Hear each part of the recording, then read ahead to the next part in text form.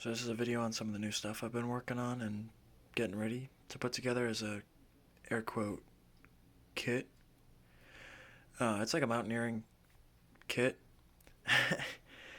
for like the late 1800s, 1910s ish, early 1900s. But it's an old ice axe. This is a Swiss ice axe from like 1920 with a little leather cover I made for it. Here's a 1915 canteen. I got a couple of these. I'm actually selling one on my store if you're interested.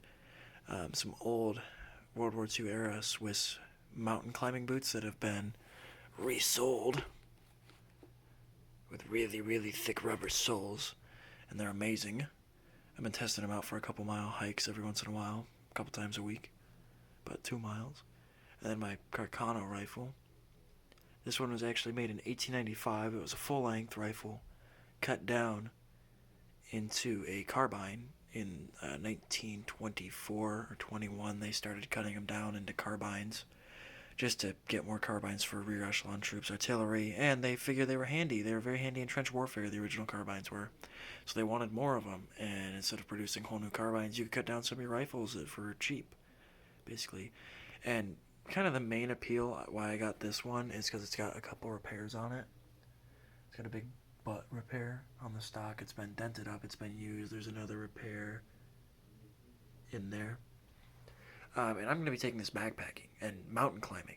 So I don't want a brand new pristine rifle that I'm going to possibly dent up or beat up. I might have to get a new stock for this eventually. And if it's already a beat to shit stock, I'm not going to feel bad doing that.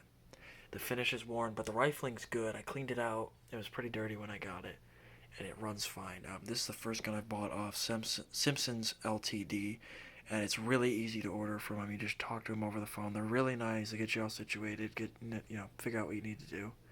And then I bought this sling for it, and it's a handy carbine. It's probably half the weight. I wish I was joking. It is about, I believe, a half pound off from being half the weight of my Berthier Forest Service carbine, which I ended up selling to a friend of mine, and he has it.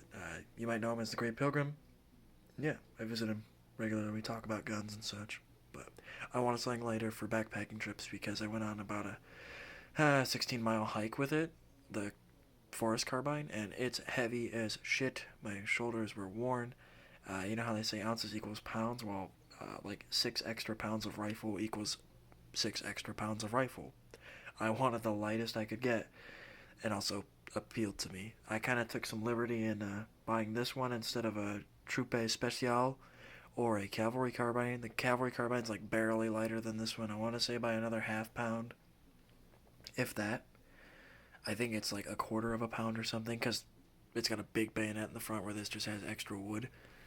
But yeah, I fired this with some ammunition. I got about 100 more rounds in, and since it's affordable and on sale right now, you can buy it for $21 a box plus shipping, which I think is like $22 or $23 a box, which is worth it for me compared to $32 a box for 8mm Lebel plus shipping, which is like $36 a box.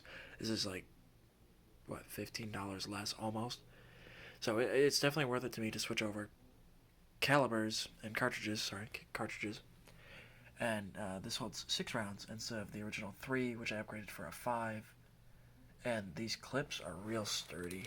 I mean, this one's probably the least sturdy, but no movement. You don't hear any rattling.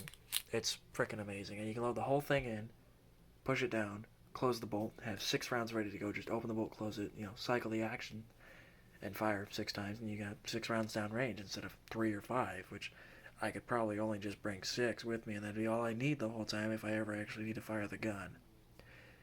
But yeah, I'm very happy with this purchase. It's a very nice addition to my collection, and I'll probably do a video separately on just that, and I'll probably put one together, my full mountaineering kit.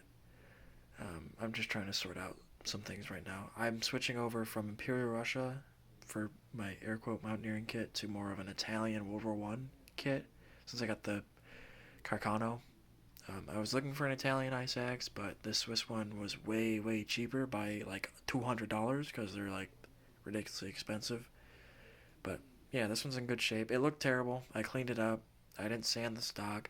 I did steel wool the entire metal parts because it was coated in rust. And then I made this cover for it, which I'll do a little separate video on, along with the rifle.